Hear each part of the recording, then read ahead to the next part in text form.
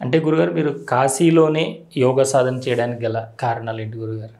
కాశీ ఏంటంటే ప్రకాశతే ఇది కాశీ, ఎప్పుడూ ప్రకాశవంతంగా ఉండేటువంటిది కాశీ. వైముక్త క్షేత్రము. ఎందుకు వైముక్త క్షేత్రము అంటే విశ్వనాథుడు ఎప్పుడూ కూడా వదలడు కాశీ నగరాన్ని, ఎప్పుడూ ఆయన ఉంటాడు అక్కడ.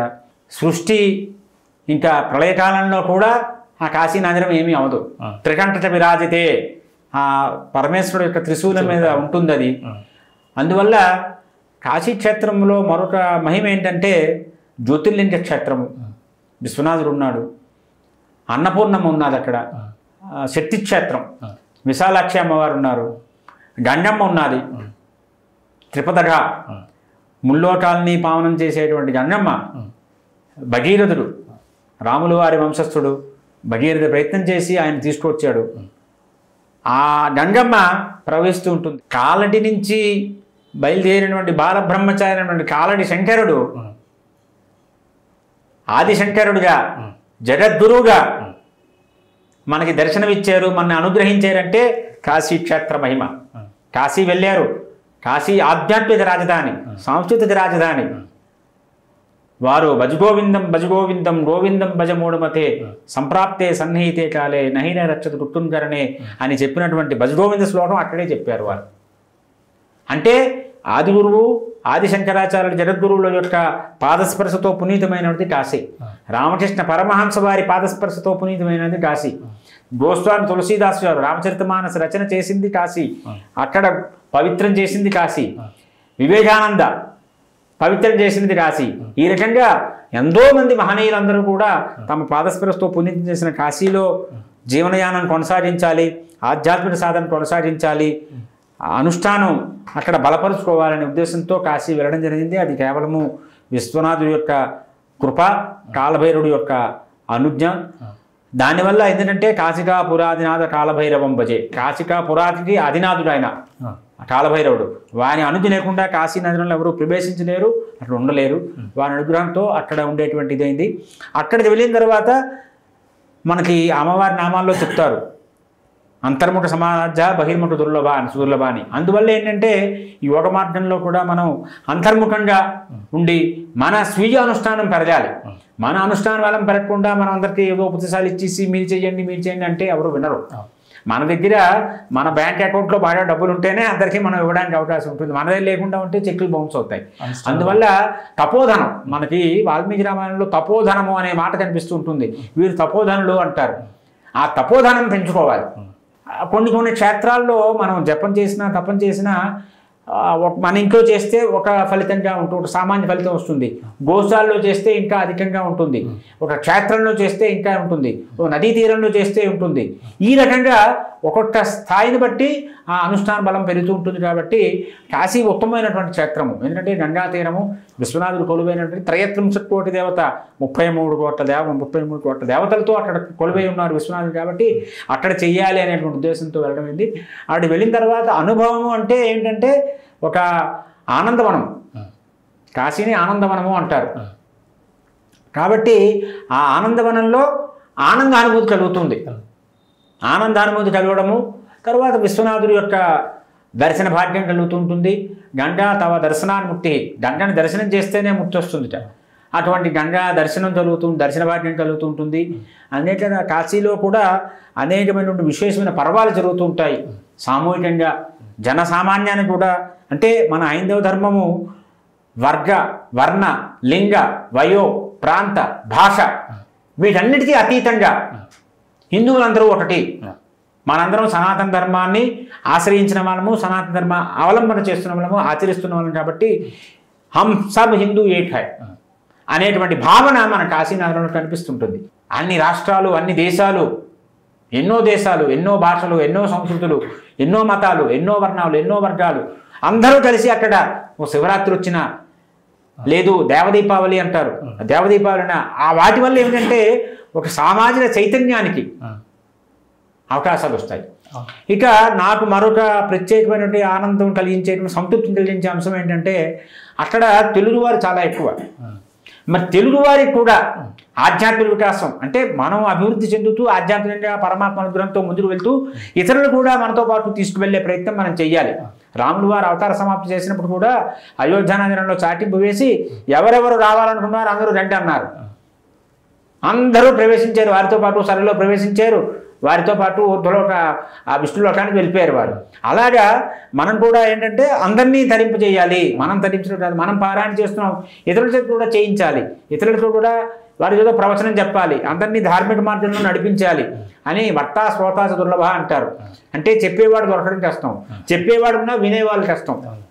అందువల్ల అది కూడా ఒక సంతృప్తికరమైన విషయం. ఏంటంటే ఇప్పుడు కాశీలో శ్రీమద్ రామాయణం పారాయణ చేస్తున్న వాళ్ళు, సుందరకాండ పారాయణ చేస్తున్న వాళ్ళు, ఒక హనుమత్ జయంతి వచ్చిందంటే సామూహికంగా సుందరకాండ పారాయణ చేయడానికి కూడా సిద్ధపడ్డారు అక్కడ.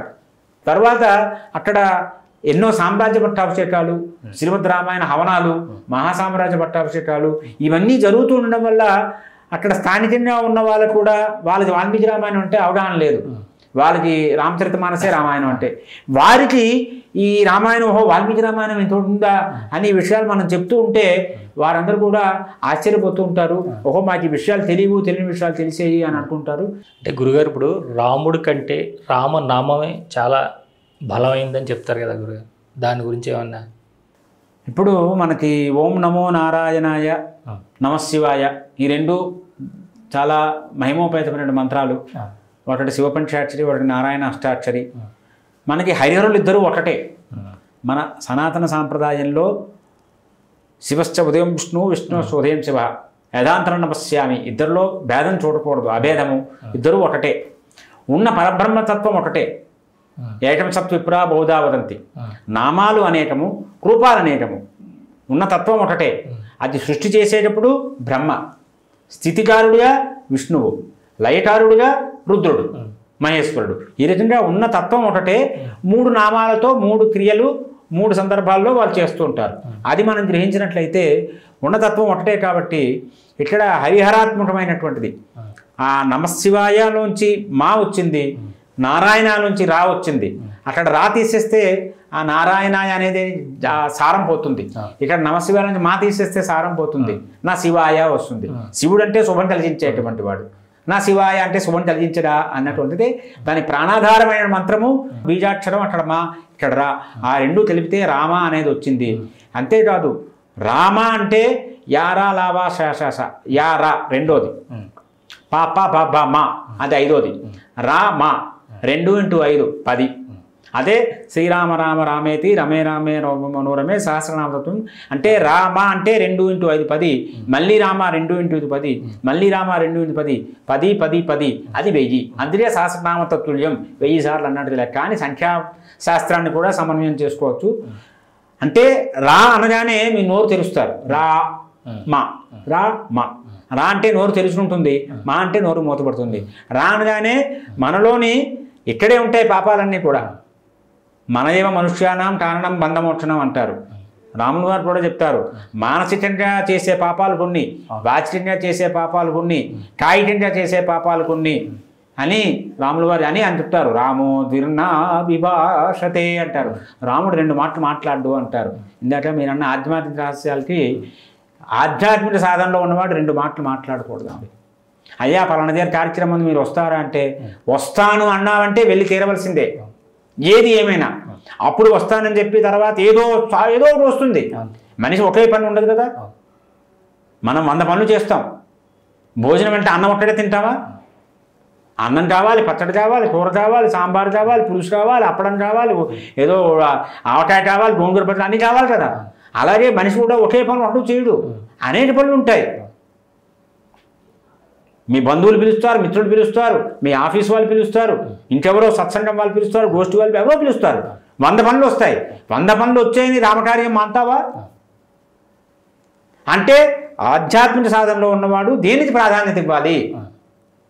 అనుష్ఠానానికి, ఉపాసనకి, సాధనకి, నీ మాట నిలబెట్టుకోవడానికి నువ్వు మాట ఇవ్వాలి. లేదు అటువంటిప్పుడు ఎలా మాట్లాడాలి? అయ్యా రావాలనే ఉంది, ఆ పైన రామాజ్ఞ వదిలేండి అంతే. వస్తానని చెప్పలేదు, రాలేదని చెప్పలేదు. మీరు రాముల వారి మీద భారం పెట్టండి, దేవుడి మీద భారం పెట్టండి. స్వామి నీ ఆజ్ఞ, నీ ఆజ్ఞ అయితే వెళ్తాను, మీరు అనుగ్రహించండి అని చెప్పండి. అప్పుడు అసత్య దోషం రాదు. అది మనం అడుగడుగున క్షణము జాగ్రత్తగా ఉండాలి ఈ విషయంలో.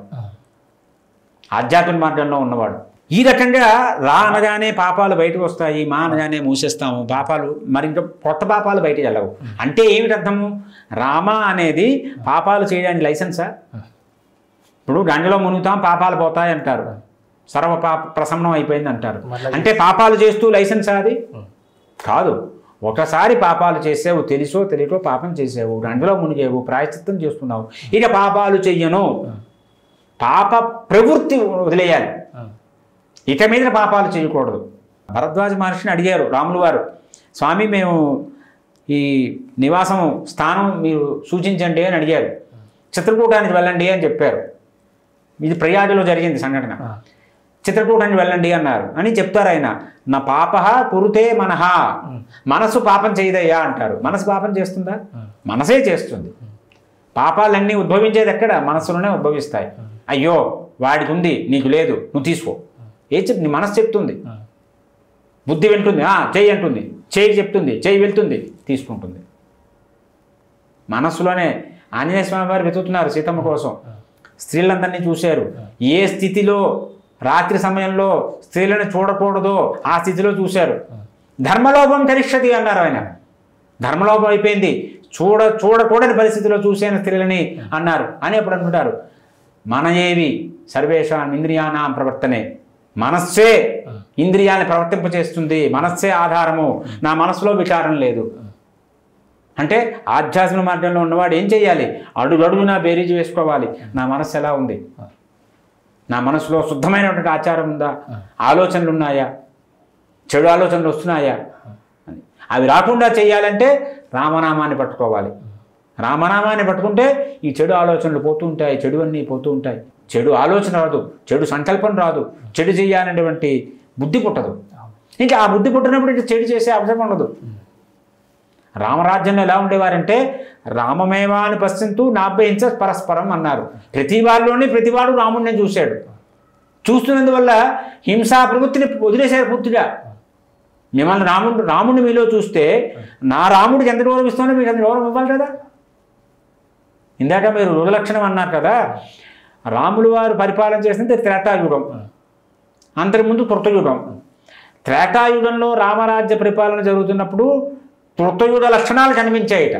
అందువల్ల నిజంగా అందరూ రామభక్తులయ్యి, అందరూ రామభక్తి పరాలయ్యి, అందరూ రాములు వారి మాట ప్రకారం నడుచుకునే వాళ్ళు అయితే, రాములు వారు నిర్దేశించినటువంటి ఆదేశించినటువంటి చేసి చూపించినటువంటి మార్గంలో ఆధ్యాత్మిక సాధన మార్గంలో వీరందరూ పయనిస్తే రామరాజ్య వైభోగం మనకు కావాలనుకుంటే ఈ భావన వస్తే హింసా ప్రవృత్తి ఎట్లుంటుందండి?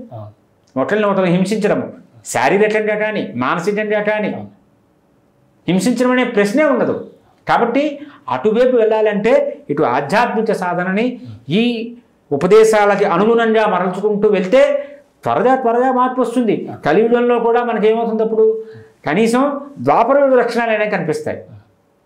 త్రేతాయుగ లక్షణాలు కాకపోయినా ముందు యుగం ద్వాపరం కాబట్టి ద్వాపరం లక్షణాలైనా కనిపిస్తాయి. ఓ ధర్మరాజు గారిలో మనం చూసేటువంటి లక్షణాలు, ఒక అర్జునుడిలో చూసేటువంటి సంస్కారవంతమైనటువంటి లక్షణాలు అవైనా కనిపించాలి కదా.